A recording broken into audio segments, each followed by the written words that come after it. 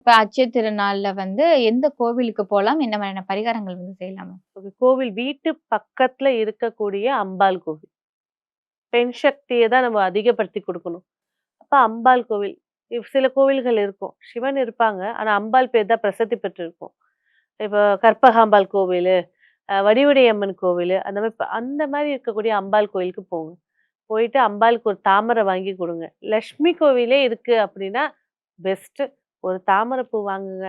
கையில அதாவது தாந்திரீகத்துல என்ன சொல்லுவாங்க அப்படின்னு பார்த்தீங்கன்னா, தாமரை பூவ வாங்கி யார் குடுக்க போறாங்களோ, அவங்க தொப்புள் கிட்ட நம்ம தொப்புள் கிட்ட அத வச்சு நாபி கமலம்னு சொல்லுவோம். தொப்புள் கிட்ட வச்சு ப்ரே பண்ணிட்டு அங்க குடுக்கும்போது, உங்களோட ஆத்மார்த்தமான ரிலேஷன்ஷிப் ஆரம்பிக்கும். அப்போ உனக்கு என்ன தேவை? நீயே சொல்ற. உன்னையே அவ உணர்ந்துருவா. குடுக்க ஆரம்பிச்சுருவா.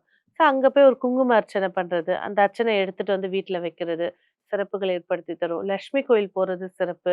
குபேரர் கோயில் போறது சிறப்பு. முருகர் கோயில் போறது சிறப்பு. குபேரருக்கும், லட்சுமிக்கும் செல்வத்த குடுத்ததே சிவபெருமான் தான்.